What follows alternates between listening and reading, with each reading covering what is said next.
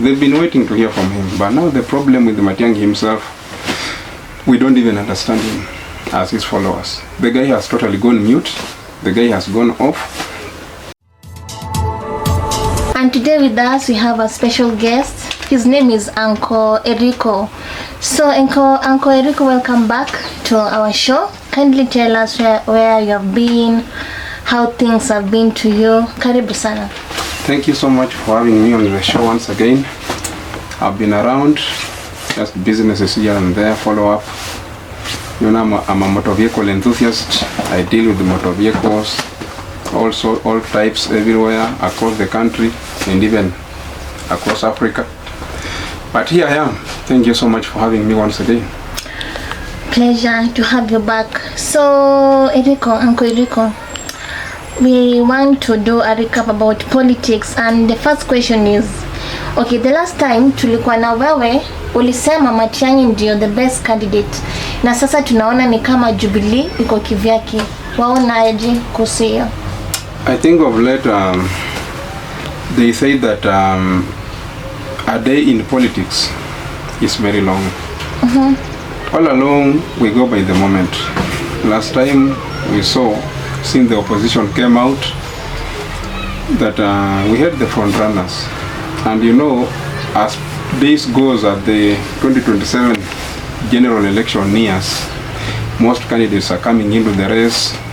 We are having formations coming up, and as per that time, the most favorite candidate we had was Matiang.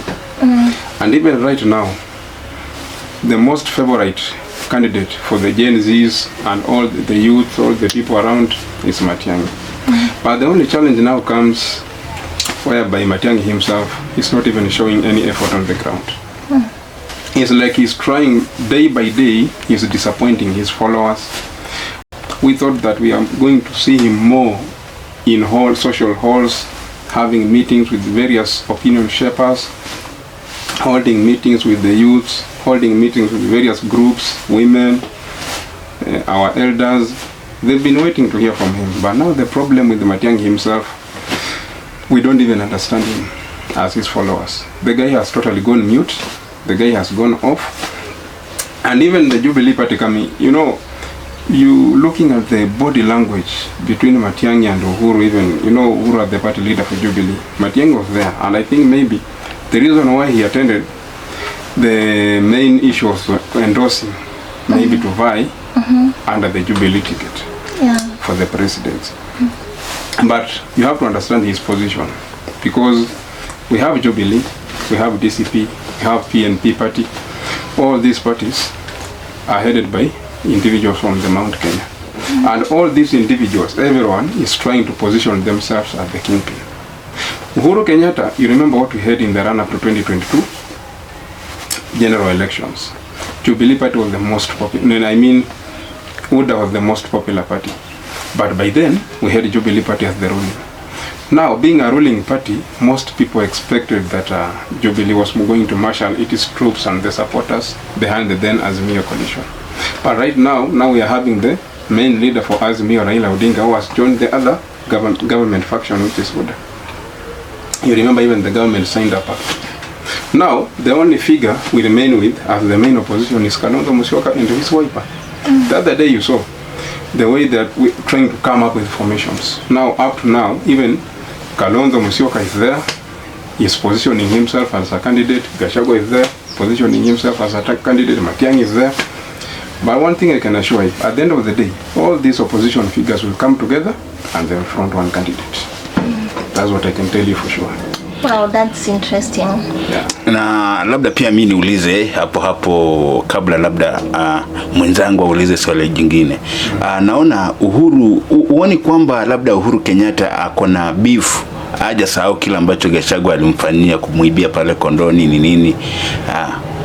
Yeah, it do happened. And you know what happened was very unfortunate. But you need to understand politicians. There is a saying that goes by, there are no permanent friends or enemies in politics. But I think the only problem is that Gachagua went overboard. I think the guy never knew that power is usually transit. When they came into power, he was so much full of himself that there are things he used to do that maybe didn't sit down well. But again, remember, hata history ya Kondo unaongelelea, there's one thing ambayo unafaa kuelewa kuhusu sheria ya Kenya. You know, Uhuru Kenyatta is a former head of state. Whatever happened with his property, including withdrawal of his security, kuibiwa kwa kondo wake, kuna sheria hapa Kenya. Anything that happens to a former head of state must be sanctioned by the sitting head of state. There is no way Gachagua had the powers. He could only, maybe through the sitting president, try to influence the decision. But I really don't think that he had the powers to order anyone to do whatever happened to Uhuru Kenyatta. Unless you want to tell me that those people, they wanted to sit back and allow people break the law. And you know, that's what you call anarchy. When you allow some individuals to go and do injustice to a former head of state without the hand of a sitting president. So with the beef, I know whatever happened between them was so extreme that Uhuru Kenyatta may find it very difficult. But one thing you have to understand about politicians, they only come together when it is convenient for them. So whatever it will take to remove Ruto from power, they will have to do. Even remember this coalition between Uhuru and Ruto in 2013. Do you think they were meant to work together? But they just came together because of the situations. The situations for their own convenience, so that they could rescue themselves from the jaws of ISIS. Exactly. So in politics, there is no permanent enemy. Or enemies. So I can't rule out anything. In as much as they went extreme, they went overboard, they had their irreconcilable differences, but being politicians, they could still work together. Okay, thank you very much, Uncle Eriko. So, and in Western, which leader do you think can stand for leadership? Western, we've had Mudavadi and Wetangula for so long. But these are two individuals, even looking at them, the community hasn't benefited anything. One thing, you have to give it to someone like Raila. You know, Luo Nyanza have their own kingpin, who is Raila. Rift Valley have their own kingpin, who is William Ruto. You go to Coast, they have their own leader. But now look at Western. We've had our leaders. Look at what Raila has done for the Luo Nyanza. Whenever he gets into government, he negotiates development for his people. Look at what is happening in Homa Bay right now. Even during the handshake with Uhuru Kenyatta, look at what Raila did. That is when we had the revival of the MV Uhuru, the ship, the port of Kisumu, and so many things. Even right now as we are talking, courtesy of him being in government, now we are having an SGR. It's coming up, going up to Malava and Kisumu. But now look at Western. We have Mudavadi, we have Wetangula. These are fellows who have been in government throughout their lives. Is there anything you can count, any tangible project you can attribute to them that they brought courtesy of being in government? Now, right now, I think in Western, the leader I'm saying there, Natembeya, is coming up. We are having very strong leaders coming up. Even the other day, lakini Natembeya, it was like a month ago, we saw Murkomen visiting him in his office. Like hiyo ni kama pia ilileta mafans wake wa wale mafans wa one time wakaanza kumshuku hivi kidogo. You know, apart from politics, let us also not forget that there is leadership. Natembeya is a sitting governor of Trans Nzoia County. If he doesn't work with the national government, how do you expect development to reach the people of Trans Nzoia? Okay, you are having a president coming, or a national government minister coming to visit the county. Do you expect the governor to be away? No. Being, you know, these are government to government. Lakini sasa hapa we have two things. We have two groups. Tuko na one term na two term. So of course watafanya kazi pamoja, lakini sasa hii Murkomen anatembea ilikuwa more of like wanakuwa na piga picha pamoja, wamefurahi, wanasalimiana, of which labda mafans wake wa 2 term or 1 term wali expect atembea, yani mood ukiread mood yake itakuwa wanafanya kazi, lakini si ati hizo piga picha kuna politicians. I will take you back to politicians. Have you ever seen politicians fight? Okay. Not really. Wait. Dalmas, the former minister Dalmas is being buried over the weekend. All politicians will be there. All from various political factions and formations, they will be there. You go there and see if you will see them fight. Even during the heightened campaigns towards 2022, we had Ruto on this side, we had Raila on the other side.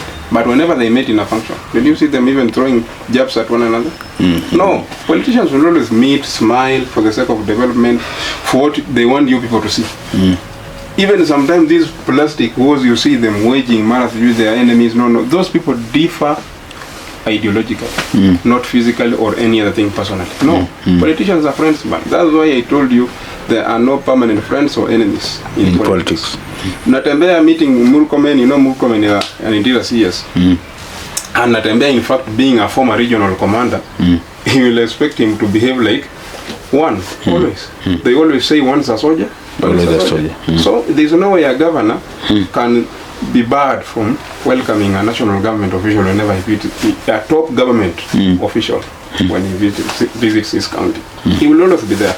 But now when it comes to politics, they switch back to their factions. But when it comes to serious business, you will see them together. Okay. Labda na kwenye county ya Nairobi kuna Babu Owino analia kwamba baba ni kama alimwacha na ni kama na support Sakaja, jambo ambalo si tu ati linamkwaza Babu, lakini pia all of his fans, they are very disappointed. So do you think Babu can win election when akisimama governor hapa Nairobi bila kupitia ODM? Babu Owino has a very, chances are so high.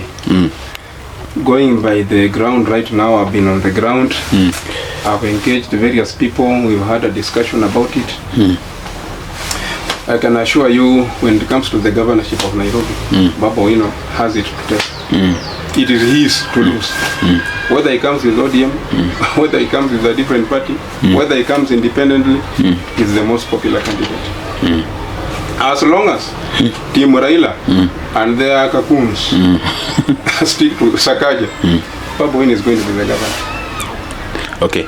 Na kuna juzi we had Raila Odinga saying that they have not said they are going to support William Ruto. They have not announced their candidates. Na watu kupitia kwa huu ujumbe kuna watu wanasema kwamba labda Raila tena anaweza simama au president. We unafikiri kwamba atasimama na akisimama? He has no chance. Na akijaribu mara hii the best he will try is fourth position. He doesn't have any chance, I'm telling you, and he knows he cannot even vie. Raila Odinga has no energy left to vie for the presidency. He already aligned himself with William Ruto. There is no way. In fact, you see, this thing you are seeing here, the fellow coming here and telling us, we have not yet decided. You're just trying to manage his gullible supporters. The guy is just trying to manage his followers because he knows people are angry with this government. So he will try his best to buy time and play around with their minds. But at the end of the day, you cannot tell me that Raila has not yet decided to support Ruto, yet ODM already signed a MOU with the UDA at State House. What was the MOU for? They were just laying rather 10-point agenda, what. But I can assure you one thing. He already decided. The fact that he's even supporting Sakaja, who is not an ODM candidate. Can you tell me that Raila will not support Ruto when he's already supporting various candidates? Yeah, so with this thing, I can assure you, the decision was made a long time ago. What they are just doing is to play with our minds, to buy time with us, to take us in circles, but at the end of the day, he will stand behind Ruto. Maybe he's just buying time to see if there is something the president can do to win the love of the Kenyans back. Because he knows right now people are very mad with the government. So he has to play with our minds. So Uncle Eriko, tukimalizia kwa sababu ya muda wako, labda tu wengi wa mafans walikuwa wanatuulizia kwamba Uncle Eriko amekuwa akisema kwamba hizi biashara za magari ni zake. So na sasa mimi hapo sijajua. Nataka utuambie, uweke wazi. Wewe unakuwa tu brand ambassador ama kweli ni zako unauza? You know, sometimes there are things people want to hear and there's the truth on the ground. Unajua sasa unaanza kitu, kuna wale watu wanaitwa the doubting Thomases. Mara mingi they see you, people who don't know your journey will never know where you come from. And people who don't know, who just woke up and saw you on the social media space, they will never know who really you are behind the scenes. So at the end of the day, you leave to those who know you deeply to know who you really are, and those who know you on social media to know the social media side. That's all I can say for now. Mbona nahisi ni kama bado umeendelea kutuchanganya kabisa. You know, one thing I can tell you is that there are things that people want to know, and then there's the truth. So you let them know what they want to know, and then you stay with the truth yourself, with those who are close to you. Yes. Okay, thank you very much, Uncle Eriko. It's been a pleasure to have you in our show. And to our viewers, I hope you have learned something, and you have been knowledgeable. So we see you again next time, next same place. Bye. Thank you for choosing Kenado Media as your primary news platform. Kwa kuendelea kutazama video zetu, tunatutia moyo kufanya utafiti na kuandalia taarifa kutoka kote duniani. Cha kufanya wewe ni kusubscribe, kucomment, kulike na kushare kwa watu wengi zaidi. Kenado Media, home of trends.